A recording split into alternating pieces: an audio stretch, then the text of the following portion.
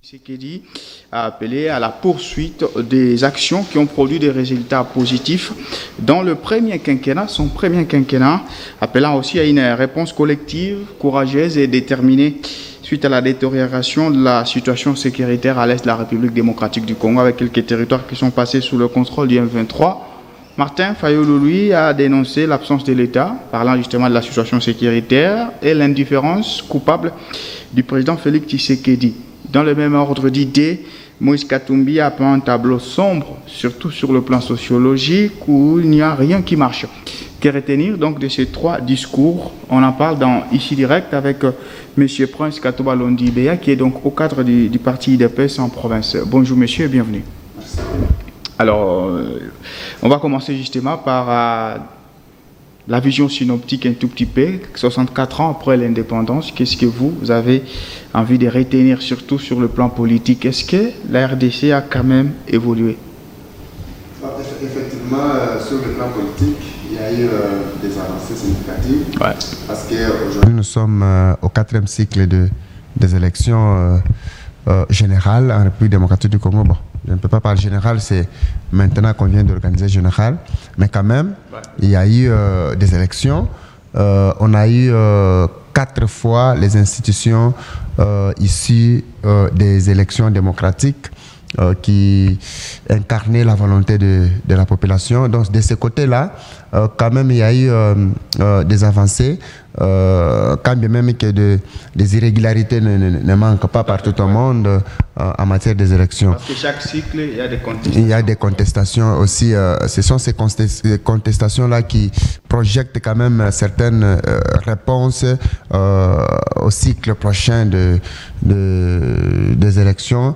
C'est pourquoi nous nous félicitons de ce point de vue, du fait que quand même on est arrivé à quelque part. Sur d'autres vies, sur d'autres plans, en ce qui concerne les secteurs de vie, vraiment, souvent je me dis, les 64 ans d'indépendance, d'une manière générale, la RDC a perdu vraiment beaucoup de temps. Du fait que la RDC s'était engagée dans beaucoup plus dans des accessoires, et oubliant des secteurs clés de la vie. Là, je parle de l'agriculture. Vous voyez que de ce côté-là, vraiment, après 64 ans, on n'a rien fait. On n'a rien fait, nous sommes en retard. Jusqu'à là, nous dépendons de l'extérieur. Je parle aussi du domaine du transport. Vous voyez, de ce domaine, de ce côté-là, l'État a vraiment laissé les transports entre les privés. Okay. Donc aujourd'hui, les privés ont la possibilité d'imposer à l'État un rythme quelconque. Certaines décisions prises par l'État ont du mal d'être vraiment exécutées sur terrain. Parce que ces gens-là se disent, si aujourd'hui nous refusons que l'Airbus ne puisse pas sortir, et que c'est la population qui va souffrir, et cette population va se retourner contre l'État. Donc l'État arrive quand même à prendre certaines mesures là-bas avec souplesse, parce que ce secteur-là est vraiment, était vraiment abandonné, jusqu'aujourd'hui abandonné. Mais aussi, il y a aussi du côté de la sécurité. Du côté de la sécurité, 64 ans après, l'État congolais n'a pas pu organiser vraiment une armée professionnelle, n'a pas pu prendre les dispositions pour sécuriser ses frontières. Donc, l'appareil sécuritaire était vraiment laissé vraiment... J'ai dit bien été. Ah oui, donc il fallait juste... Voilà, j'ai bien conjugué les mots. J'ai dit bien l'appareil était vraiment négligé, laissé vraiment à la manipulation de nos voisins, de certaines puissances internationales du monde.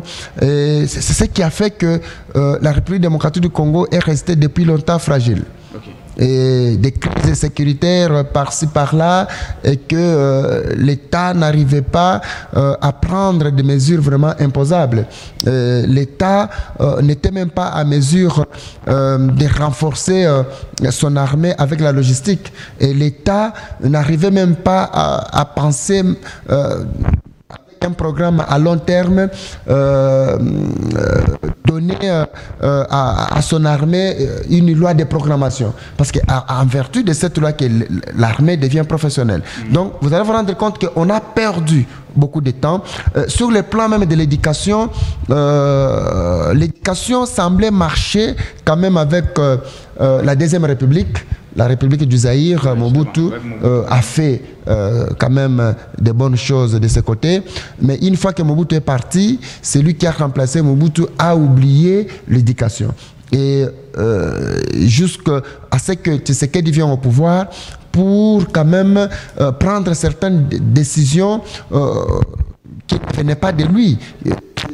Appliquer la disposition constitutionnelle de la gratuité de l'enseignement. Donc vous allez vous rendre compte qu'on a perdu beaucoup de temps, mais il demandait seulement, ou il fallait seulement que Tshisekedi arrive au pouvoir, président de la République, que certaines choses maintenant soient impactées avec des décisions positives pour que les choses s'améliorent.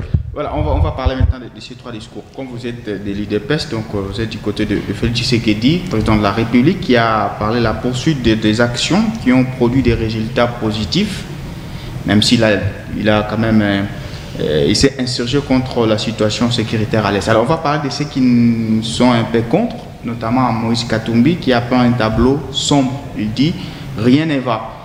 Et du côté de Martin Fayulu, qui accuse l'indifférence coupable, notamment sur la situation sécuritaire. On va aller rapidement.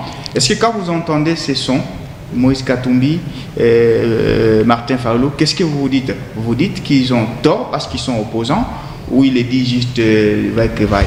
Non, non, nous comprenons parce que c'est un discours de l'opposant. Et c'est ça même ça ne reflèterait pas la réalité? Non, non, parce que Moïse Katumbi il ne dit pas, il ne donne pas les leçons. Non, oui, quand on dit, nous sommes en politique, quand vous disiez, ça veut dire que non, quelque part ça ne va pas, vous pouvez faire mieux. Vous pouvez faire mieux. Alors qu'il est resté au pouvoir avec Joseph Kabila plus de 18 ans. Et plus de 18 ans sur le plan, je peux parler de certains secteurs de la vie. La gratuité de l'enseignement, la constitution, c'est sous les régimes de Kabila. Non, quand on est gouverneur, on contribue. Ouais. On contribue. Et aussi la personnalité de Moïse Katumbi, à l'époque, il était membre, on parle de quoi, de comité politique de la majorité présidentielle à l'époque. Donc, il était au four et au moulin et il était capable de proposer certaines initiatives. Mais rien n'a été proposé. Aujourd'hui, nous avons la gratuité de l'enseignement. Quand il dit les tableaux sombres, je regrette en quoi. Je peux aussi parler de l'armée. Mais sous Joseph Kabila et Moïse Katumbi comme gouverneur de l'armée nationale était structurée. L'armée n'était pas structurée. L'armée n'avait pas une loi de programmation. L'armée n'avait pas de logistique. L'armée, l'État achetait les déchets des armes qui provenaient de la Russie. On a les images du cinquantenaire. Il y a un défilé, le dernier grand défilé militaire à Kinshasa. Je crois qu'on a quand même une bonne logistique qui a été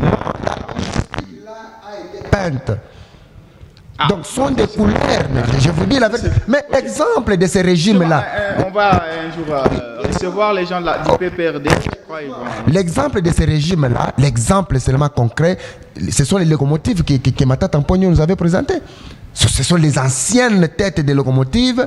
On prend seulement la couleur de la République démocratique du Congo, on y ajoute et on nous dit sont des locomotives neuves. Et arrivé ici, 2 ans après, et ça tombe en faillite. Et aussi le deuxième exemple, les Congo Airways. On nous dit ce sont les avions neufs, mais les avions arrivent au Congo 3 ans et ça tombe en faillite. Donc ces régimes-là étaient caractérisés par... Congo Airways, que vous avez du mal à relever. Hein. Non, on n'a pas du mal, à relever la situation. Nous, on ne veut pas faire les choses comme eux. Okay. Nous ne voulons pas amener des anciens appareils en République démocratique du Congo. Nous voulons amener les appareils neufs. Vous voyez ce que le président a inauguré.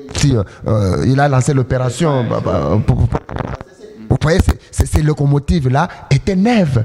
Nous, on ne peut pas les ramasser les choses dans la poubelle, venir présenter à la population. Nous respectons la population congolaise. Donc ça veut dire que sous les régimes de Félix Tshisekedi, il donne la dignité à la population congolaise et il respecte cette population. Il ne veut pas amener à la population du n'importe quoi. Donc il fait les choses tel qu'il faut pour respecter cette population. Donc dire que le tableau est sombre, moi je me dis non, ça ne va pas. L'insécurité à l'Est, Tshisekedi a hérité de cette insécurité. Mais il est en train de proposer des solutions pour mettre fin à cette... Maintenant de la situation sécuritaire, et c'est là qu'on va peut-être finir, Fayulu parle de l'indifférence coupable de l'administration Félix Tshisekedi. Et il a aussi fustigé l'attitude de la communauté internationale, de l'Union européenne et des autres. Vous pensez aujourd'hui, vous avez hérité de la situation sécuritaire. Effectivement. Oui. Mais la gestion maintenant, ça se détériore, c'est ça le problème. Non, la gestion, là, Martin Fayulu, je lui donne raison à moitié. Okay. Quand il dénonce l'indifférence, il faudrait dénoncer l'indifférence de la communauté internationale et non l'indifférence du président Félix Antoine Tshisekedi Tshilombo. Parce que Martin Fayulu est en train de suivre, il est au Congo. Il voit les efforts que le président est en train de fournir en achetant la logistique. L'armée n'avait pas la logistique. Et même en augmentant le budget de notre armée. Nous sommes à 2 milliards quelques, alors que l'armée avait 400 millions de dollars. Vous comprenez? Donc ces efforts-là ne se concrétisent pas à une indifférence. Donc ce sont des efforts concrets, positifs, qui démontrent la volonté de quelqu'un qui veut mettre fin à cette crise sécuritaire. Donc dire qu'il y a... Et d'ailleurs, il y a eu les recrutements. Donc quelqu'un qui est indifférent ne peut même pas s'en occuper, ne peut même pas parler de la question de la sécurité ou de l'insécurité. Mais quand quelqu'un recrute, quelqu'un achète la logistique, il achète de nouvelles tenues, il modernise l'armée, il donne à l'armée une loi de programmation. Est-ce qu'on peut parler de l'indifférence? Est-ce que Fayulu a étudié? Est-ce qu'il sait la signification de l'indifférence? Donc ici, moi et lui, nous devons dénoncer l'indifférence de la communauté internationale. Si Fayulu a étudié, non, il a étudié. Non, mais s'il comprend le terme l'indifférence, il ne pouvait pas... Il a donné raison parce qu'il n'y a pas un de ses représentants. Alors, quand M. Félix Tshisekedi, président de la République, parle par rapport à la situation à l'est de la RDC, il propose une réponse collective, courageuse et déterminée. Que peut-on attendre de là? Que rien ne peut se faire sans l'adhésion de la population. Donc la population doit adhérer à la politique du chef de l'État. Nous devons soutenir le chef de l'État. Nous devons nous tenir debout. Dire non à cette manipulation. Aujourd'hui, c'est quoi la politique sécuritaire de Félix Tshisekedi? Aujourd'hui, la politique sécuritaire de Félix Antoine Tshisekedi Tshilombo est de dire non au dialogue. Parce que tout c'est ça la politique. Et quand il propose ça, la population doit être courageuse. La population doit se tenir debout. La population également doit dire non. Tel que nous nous passons sur les plateaux, nous devons aussi dire non. Parce que notre président a dit non. Donc sa politique est de mettre fin définitivement. C'est-à-dire demander à cette communauté internationale qui manipule le Rwanda, qui utilise le Rwanda pour venir nous agresser via les patins du M23, de s'arrêter et de venir sur la grande porte ou à la grande porte pour signer, conclure des contrats, des accords que la population sera témoin, va comprendre que voilà ce que la communauté tel pays a pris et nous aussi nous restons avec telle part. Voilà ce que le président de la République veut. Mais du fait que certains parmi nous les Congolais, il y a ceux-là notamment qui collaborent avec ces gens-là, qui collaborent avec la communauté internationale, qui cherchent à devenir tel ou tel autre et aussi exposant la République démocratique du Congo. Alors que le président de la République appelle maintenant la population que nous sommes à une prise de conscience collective. Nous n'avons que cette patrie. Nous n'avons que ces pays ici. Si ce pays est pris par ces gens-là, nous n'allons pas parler tel que nous parlons aujourd'hui. On a la conscience. On est derrière les chefs de l'État. Il y a des marches d'air qui s'organisent à travers les pays. Comment on met fin à cette guerre si on ne veut pas dialoguer? Non, on ne peut pas dialoguer avec les M23. Okay. Parce que les Américains qui nous imposent... On fait la guerre. Non, mais je vous dis, nous voulons dialoguer avec les Rwandais. Parce que les M23 sont des Rwandais. Le M23, c'est Kagame. Nous voulons dialoguer avec Kagame, que Kagame nous dise pourquoi il nous agresse. Il a besoin de quoi? Qu'est-ce qu'il veut de la République démocratique du Congo? Mais on ne peut pas dialoguer avec les patins, les terroristes, pour que demain, le Kagame va utiliser encore une autre forme pour nous agresser. C'est la logique normale. Mais pourquoi la communauté internationale ne veut pas suivre cette logique? Nous, on n'a pas dit non au dialogue. Le dialogue, c'est un mécanisme social pour vivre dans la paix. Mais nous voulons dialoguer avec les concernés directs. C'est lui qui manipule le M23. Nous dialoguons avec le Rwanda. Mais la communauté internationale dit non. La communauté internationale veut à ce que nous puissions dialoguer avec les M23. Mais en dialoguant avec les M23, ils vont nous pousser maintenant à prendre ces patins-là, les annexer ou les mixer dans notre armée pour que nous soyons de plus en plus infiltrés.